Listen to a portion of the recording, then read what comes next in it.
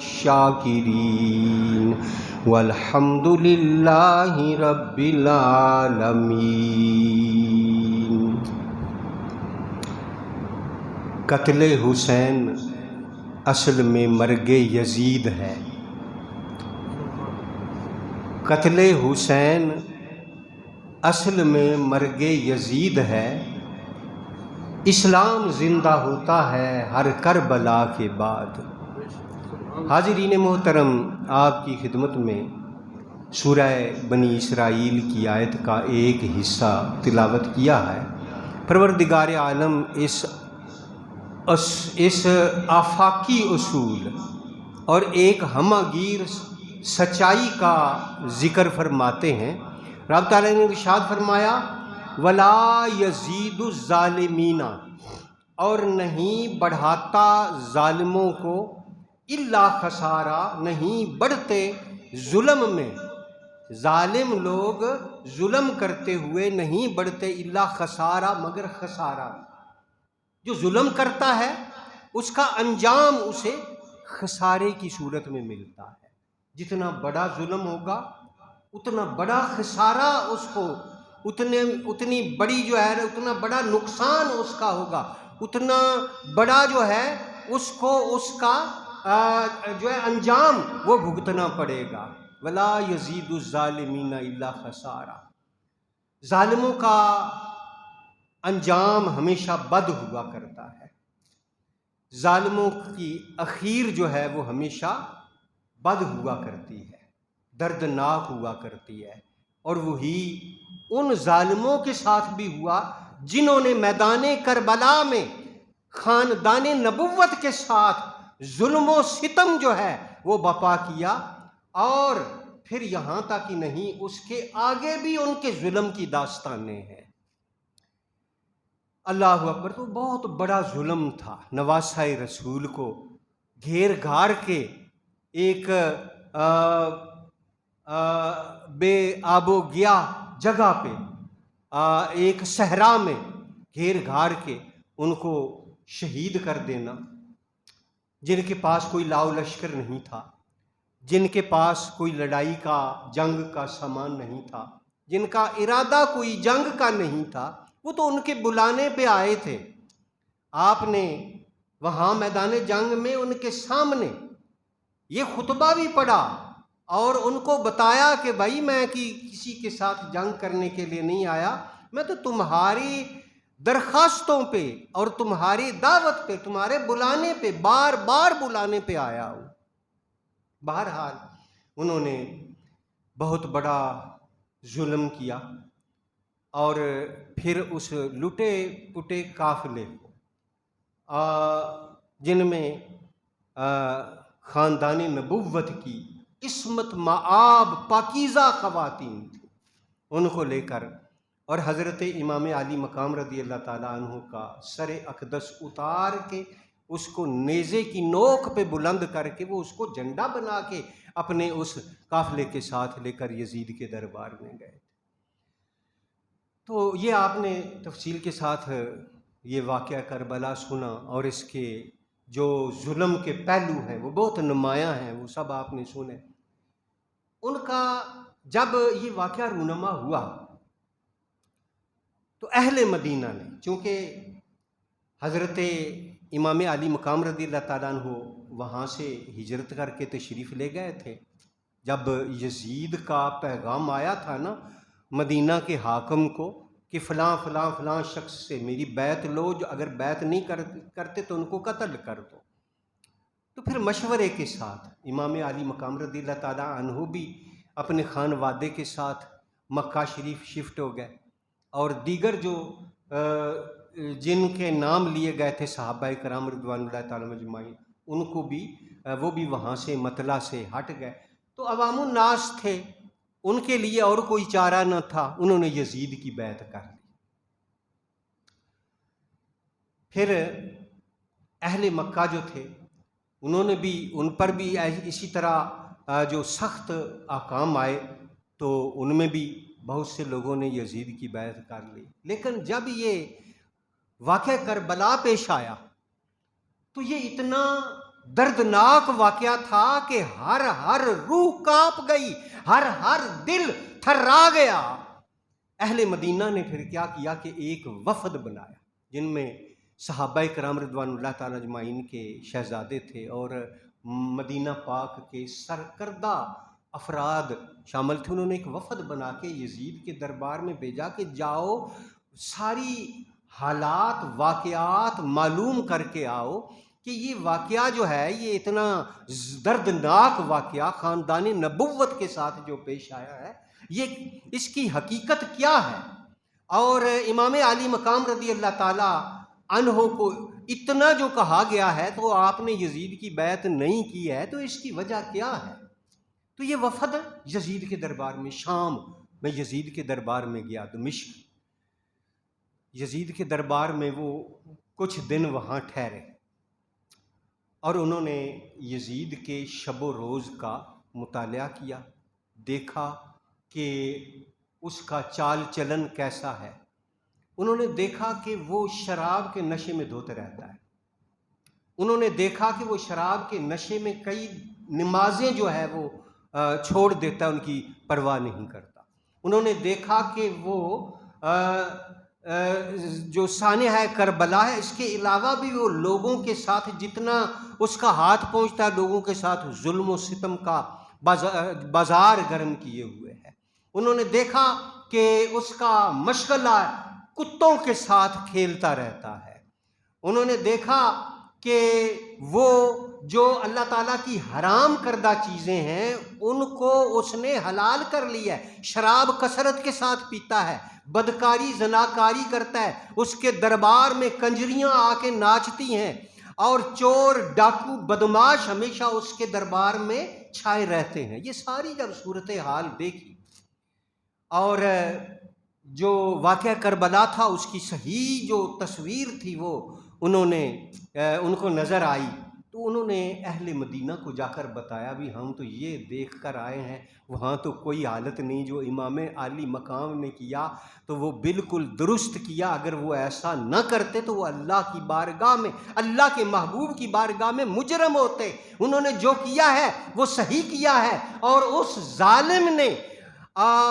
جو ہے بہت بڑا ظلم کیا ہے اور وہ اس قابل نہیں ہے کہ اس کی بیعت کی جائے۔ چنانچہ سارے اہل مدینہ نے یزید کی بیعت کو توڑ دیا، اہل مکہ تک بات پہنچی، انہوں نے یزید کی بیعت کو توڑ دیا۔ اور جب یہ بات یزید کے دربار تک پہنچی کہ انہوں نے تو اہل حجاز نے میری بیعت کو توڑ دیا ہے، اور جب اہل حجاز جو ہے پورا حجاز کا علاقہ مکہ مدینہ اور پورا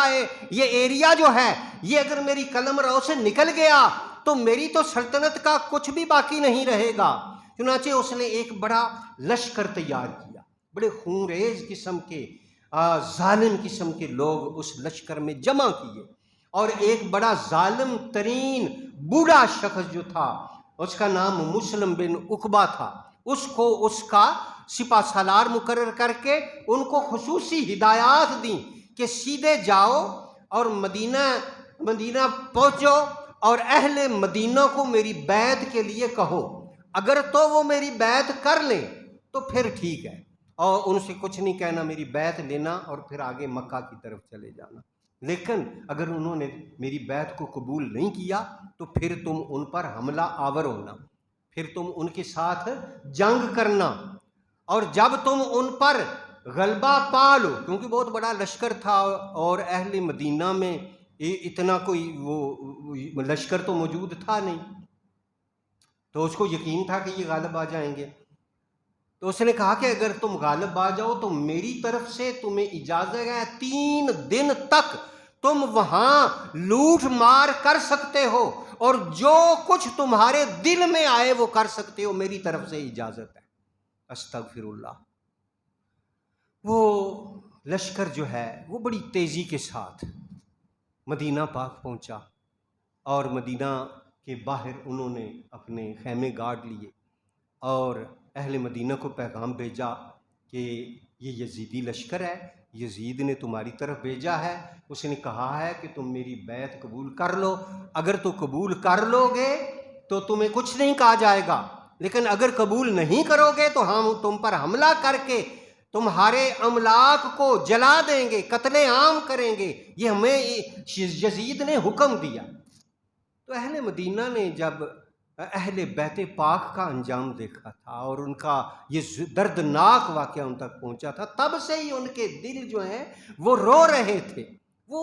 یزید کی اس بات کو کیسے قبول کر سکتے تھے؟ انہوں نے انکار کر دیا۔ تو اس ظالم نے اہل مدینہ پر حملہ کیا،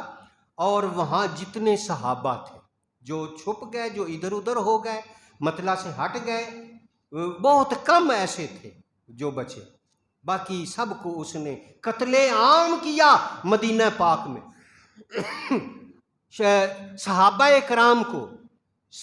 کرام کے شہزاد جو لڑنے کے قابل تھے، وہ تو میں اپنے ہتھیار جا کر باہر نکلے، ان کا مقابلہ کرتے رہے، اور جو منظر دردناک جو ہے وہ کربلا کے میدان میں چشم فلک نے دیکھا تھا، ویسا ہی دردناک منظر جو ہے وہ مدینہ پاک میں اس کی جو ہے نا وہ ریہرسل کی گئی اور وہ دہرایا گیا۔ یہاں مدینہ پاک اللہ کے محبوب کے جوار میں، اللہ کے محبوب کے رسول اللہ صلی اللہ علیہ وسلم کے شہر میں انہوں نے یہ قتل و غارت کی، یہ خون ریزی کی، قتل عام کیا صحابہ کرام کو، صحابہ کے شہزادگان کو، اور جو بھی لڑنے کے قابل ان سب کو جو ہے وہ شہید کر دیا۔ اور پھر کیا کیا کہ انہوں نے اہل مدینہ کے گھر گھر جا کر ان کے گھروں کو آگ لگا دی، ان کے سامان کو لوٹ لیا، اور عصمت مآب خواتین کے ساتھ انہوں نے جو ہے بہت ظلم و ستم کیے اور بدکاریاں کی۔ بہت بڑا جو ہے یہ ظلم و ستم انہوں نے کیا، اور چونکہ پورا مدینہ گویا کہ انہوں نے جلا دیا تھا، گھر گھر آگ لگا دی تھی، تو اس کو واقعہ حرہ کہا جاتا ہے۔ حرہ کا مطلب ہوتا ہے جلانا، واقعہ حرہ جس میں مدینہ پاک کو جلایا گیا۔ کون سا مدینہ پاک؟ جہاں اللہ کے محبوب صلی اللہ تعالیٰ علیہ وسلم تشریف فرما ہے۔ حضرت امام علی مقام رضی اللہ تعالیٰ عنہ نے مدینہ پاک اس لیے چھوڑا تھا، اور اس سے پہلے حضرت علی المرتضیٰ رضی اللہ تعالیٰ عنہ نے بھی مدینہ پاک اسی لیے چھوڑا تھا کہ یہاں خون ریزی نہ ہو، مدینہ الرسول کا تقدس جو ہے اس میں کمی نہ آئے۔ حضرت سیدنا عثمان غنی رضی اللہ تعالیٰ عنہ نے اپنی جان دینا قبول کر لی تھی۔ آپ کے ساتھ لاؤ لشکر بھی تھا، آپ کے پاس جو ہے حکومت بھی تھی، آپ کے پاس ساری طاقت بھی تھی، آپ ان بلوائیوں کو جو ہے چند لمحات میں کچل سکتے تھے، لیکن آپ نے مدینہ الرسول میں خون ریزی کو اور جو ہے جنگ کو یہ گوارا نہ کیا، اور اپنی جان جو ہے وہ دے دی اور شہادت کو قبول کر لیا۔ تو یہ مدینہ الرسول کا اتنا احترام تھا ان کے دلوں میں، اور سرکار پاک صلی اللہ تعالیٰ علیہ وسلم نے بھی ارشاد فرمایا ہے، قالا علیہ الصلوۃ والسلام، آقا کریم صلی اللہ علیہ وسلم نے ارشاد فرمایا، لا یرید احد المدینہ، جو بھی شخص مدینہ پاک کے بارے میں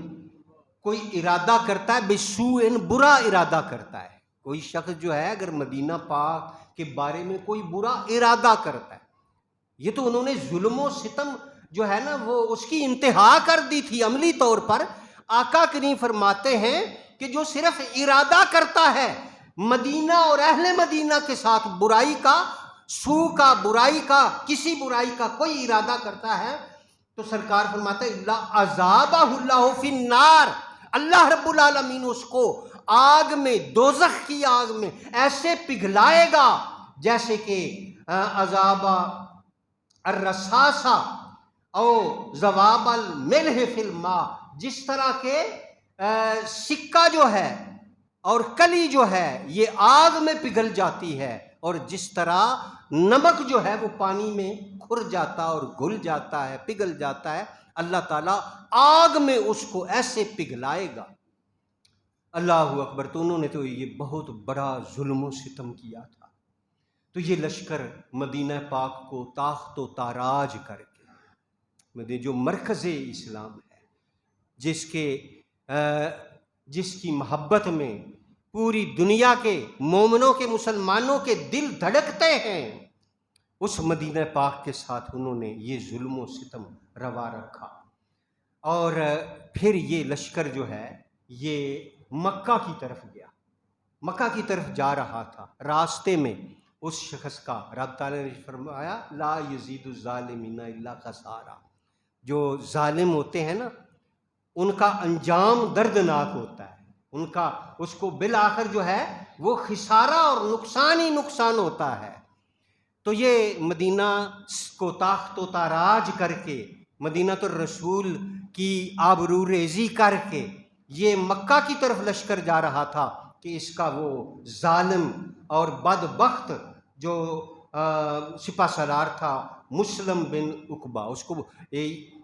مسلم اس کا نام تھا، لیکن اس کی اس خون ریزیوں کی وجہ سے مسرف کہا گیا اس کو، مسرف، تاریخ میں اس کو مسرف لکھا گیا ہے۔ مسرف کا مطلب ہوتا ہے ظالم، خون بہانے والا، خون ریز ظالم۔ تو اس مسرف بن حجاج کو موت نے آ لیا اور وہ اپنے گھر سے جس وہ چاہتا تھا، جو سلطنتیں وہ چاہتا تھا، جو دنیا کا مال و دولت وہ چاہتا، جو دنیا کی عزتیں وہ سب خاک میں مل گئیں۔ وہاں کیا ہے، گھر سے دور اور اپنی ساری املاک سے، سارے مال دنیا سے دور وہ ایڑیاں رگڑتا ہوا وہاں پہ مکہ و مدینہ کے درمیان وہ مر گیا، اس کی موت واقعہ ہو گئی۔ اور پھر اس کی جگہ پہ ایک دوسرا ویسا ہی ظالم شخص حسین بن نمیر کوفی جو تھا، اس کو سپہ سالار مقرر کیا گیا، اور وہ اپنی سپہ سالاری میں یہی بدبخت لشکر جو ہے یہ لے کر مکہ شریف گیا اور مکہ کا محاصرہ کر لیا۔ جب یزید کی بیعت توڑی تھی تو صحابی رسول حضرت سیدنا عبداللہ بن زبیر رضی اللہ تعالیٰ عنہ کی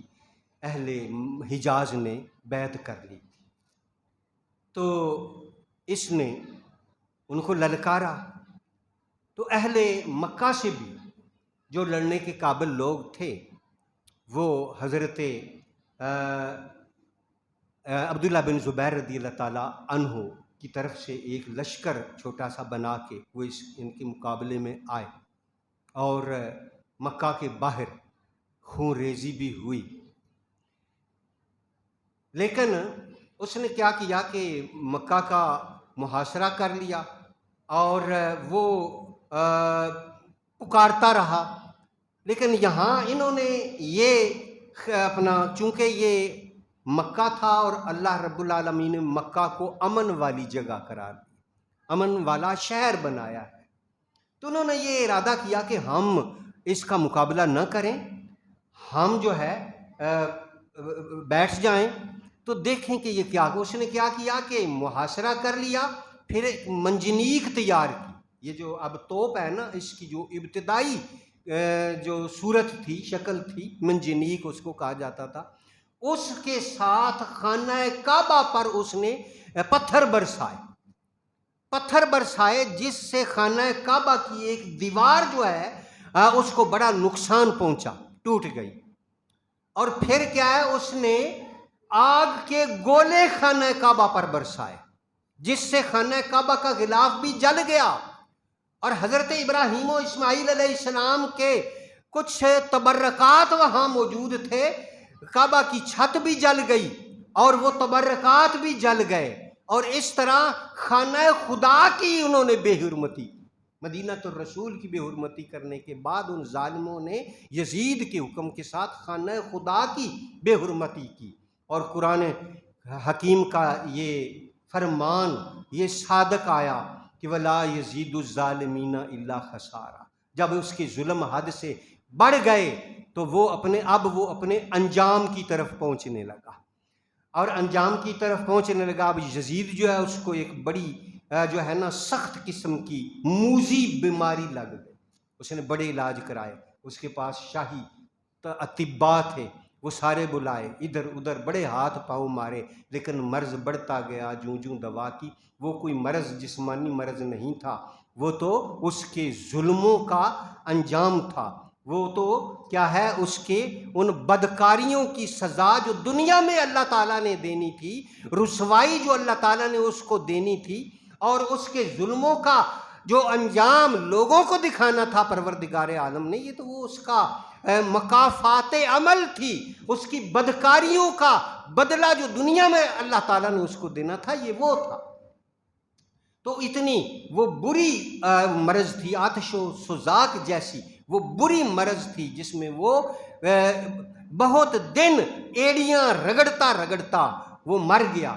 جس تخت کے لیے اس نے اتنے ظلم کیے، جس تخت کے لیے اس نے نواسہ رسول کا خون جو ہے وہ اپنی گردن پہ لیا، اور عصمت مآب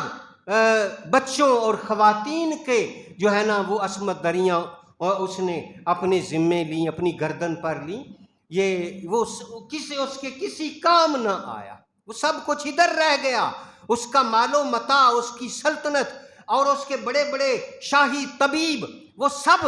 ناکام ہو گئے، اور وہ ایڑیاں رگڑتا رگڑتا بستر پر مر گیا۔ صرف 3 سال اور چند ماہ، اور وہ 3 سال چند ماہ سارے اس کے ظلم و ستم میں گزرے، اور انتہائی جو ہے وہ سخت گیری اور ظلم و ستم اور اللہ تعالیٰ کی نافرمانیوں بدکاریوں میں اس کے وہ چند سال جو اس کی حکمرانی تھے وہ گزرے۔ اللہ اکبر۔ تو یہ اس کے ظلم تھے۔ اب کیا تھا کہ اس کا انجام جو ہے ظلم کا، لا یزید الظالمین الا خسارہ، ظلم کا انجام سراپا خسارہ ہی خسارہ ہے۔ اور یہ قرآن پاک کی یہ دیکھیں ایک قدرتی سیٹنگ دیکھیں کہ اس کا نام بھی یزید تھا اور اس نے بھی ظلم کیے، اور ادھر یہ آیت کریمہ اس میں بھی لا یزید الظالمین آیا، ظلم کے ساتھ یزید کا لفظ آیا، لا یزید الظالمین الا خسارہ۔ تو گویا قرآن نے اس کو ظالم، یزید کو ظالم ڈکلیئر کر دیا ہے۔ اللہ اکبر۔ تو یہ واقعات میں حضور ضیاء الامت حضرت پیر محمد کرم شاہ صاحب رحمۃ اللہ علیہ، جو ہماری اس ماضی قریب کی عظیم علمی روحانی شخصیت، اور یہ دارالعلوم انبیاء غوثیہ یہاں جو سیالکوٹ میں قبلہ شاہ صاحب کے زیر سرپرستی چل رہا ہے، اسی طرح کے ملک میں اور بیرون ملک میں سینکڑوں ادارے یہ حضور ضیاء الامت کے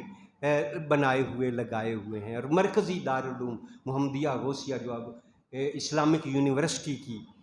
حیثیت حاصل کر چکا ہے، آج ان کا عرس مبارک۔ تو انہوں نے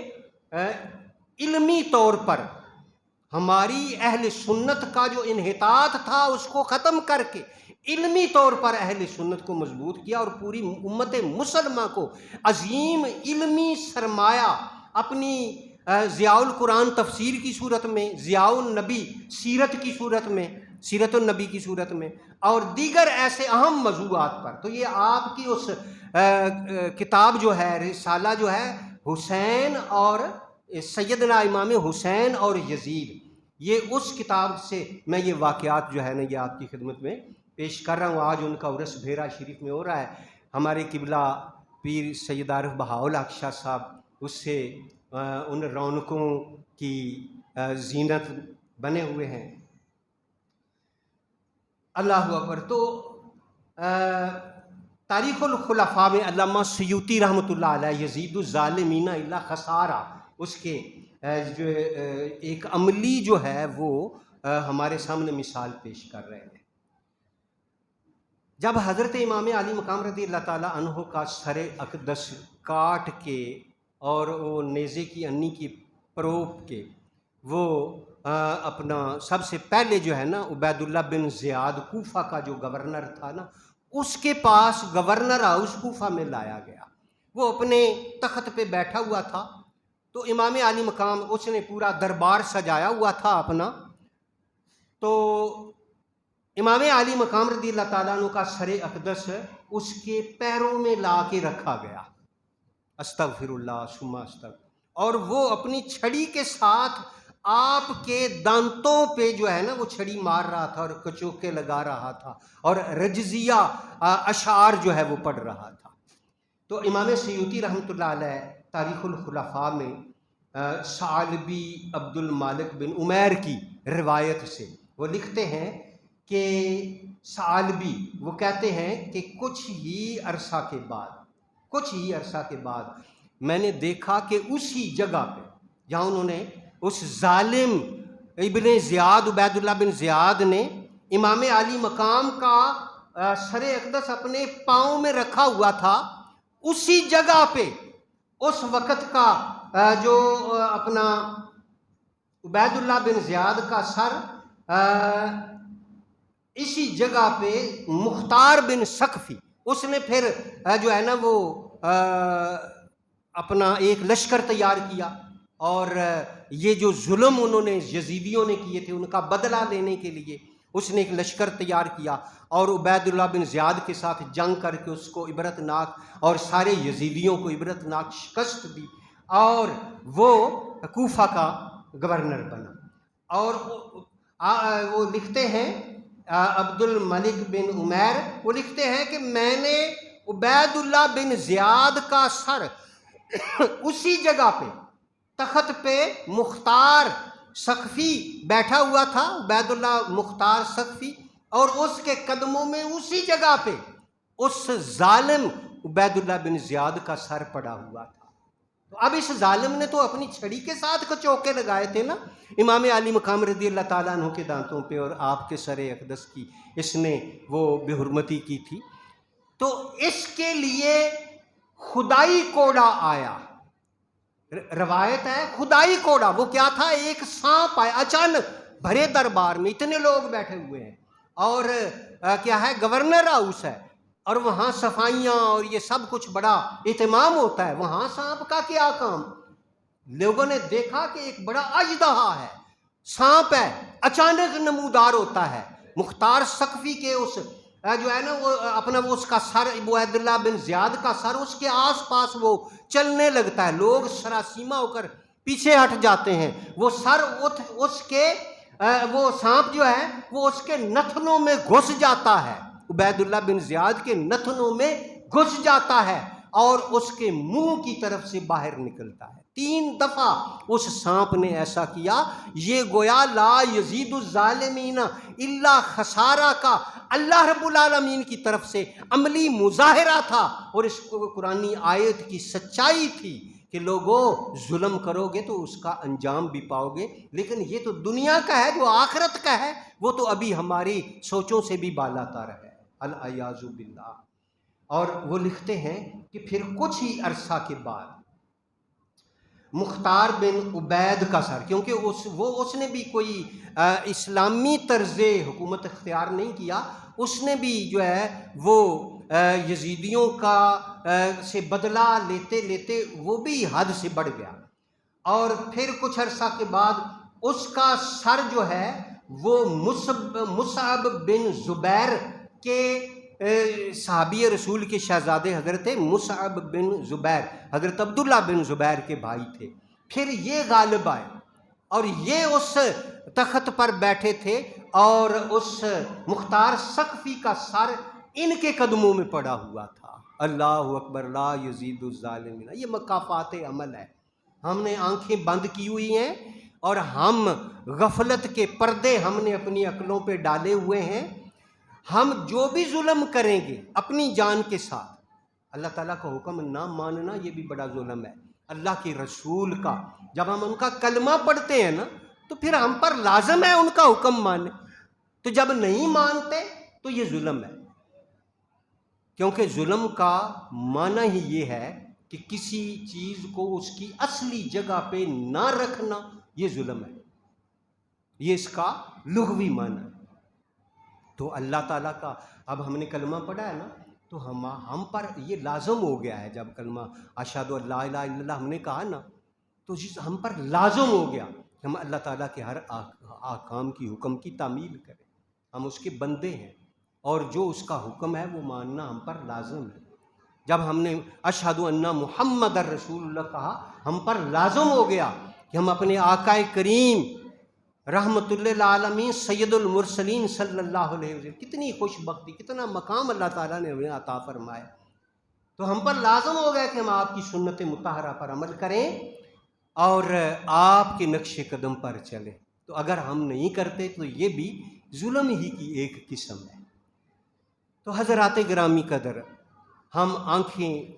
بند کر لیتے ہیں اور عملی طور پر بھی ہم سے بہت سارے ایسی چیزیں رونما ہوتی رہتی ہیں جو اللہ کے حکم کے خلاف ہیں، اللہ کے محبوب کی سنت کے خلاف ہیں۔ تو اس لیے یہ یزیدیت ہے، یہ ظلم جو ہے یہ یزیدیت ہے، اور جو احکام ہیں الہی ان کو نہ ماننا، ان کے برعکس کرنا، یہی یزیدیت ہے۔ تو ہم دعویٰ کرتے ہیں حسینیت کا۔ حسینیت کس کا نام ہے؟ کہ آخری وقت ہے، آپ کا جسم اقدس تیروں سے چھلنی ہے، اور اس وقت کیا ہے، آپ گھوڑے سے نیچے گرے ہیں،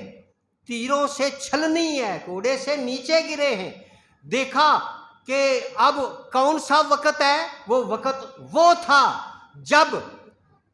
آپ کے نانا کی امت مسجدوں میں جمعے کا خطبہ جو ہے وہ پڑھ اور سن رہی تھی، وہ وقت تھا۔ تو آپ نے اسی وقت جو ہے وہ اپنا سر اقدس سجدے میں جھکا دیا کہ میری یہ آخری نماز جو ہے یہ بھی کہیں قضا نہ ہو جائے۔ تو سجدے کی حالت میں ان ظالموں نے پھر آپ کا سر اقدس کاٹا تھا۔ آخری وقت بھی اللہ تعالیٰ کی بارگاہ میں سر جھکا ہوا ہے، یہ حسینیت ہے۔ اللہ کی بارگاہ میں سر جھکانے کا کوئی بھی وقت جو ہے وہ نہیں چھوڑا، آخری وقت بھی اللہ کی بارگاہ میں سر جھکایا، اللہ کے احکام کی تعمیل کرتے ہوئے اس دنیا سے گئے۔ اور روایات، آپ جب سر اقدس تھا تو یہ آپ کی کرامات میں سے ہے کہ آپ کے سر اقدس سے لبوں سے اس وقت بھی قرآن پڑھنے کی آواز آ رہی۔ تو یہ حسینیت ہے، قرآن کو نہ چھوڑو۔ وہ اپنا سر کٹا کے لوگوں کو یہ پیغام دے گئے ہیں کہ کیا ہے، آخری وقت تک بھی تم نے نماز نہیں چھوڑنی، اللہ کی بارگاہ میں سر جھکانا نہیں چھوڑنا، اور اللہ کا یہ بھیجا ہوا جو ہمارا زندگی کا لائحہ عمل ہے، یہ قرآن جو ہے اس کو نہیں چھوڑنا، یہ حسینیت ہے۔ اللہ تعالیٰ ہمیں حقیقی طور پر حسینیت کو اپنانے اور یزیدیت کو اپنے آپ سے نکال دفع کرنے کی توفیق عطا فرمائے۔ وما علینا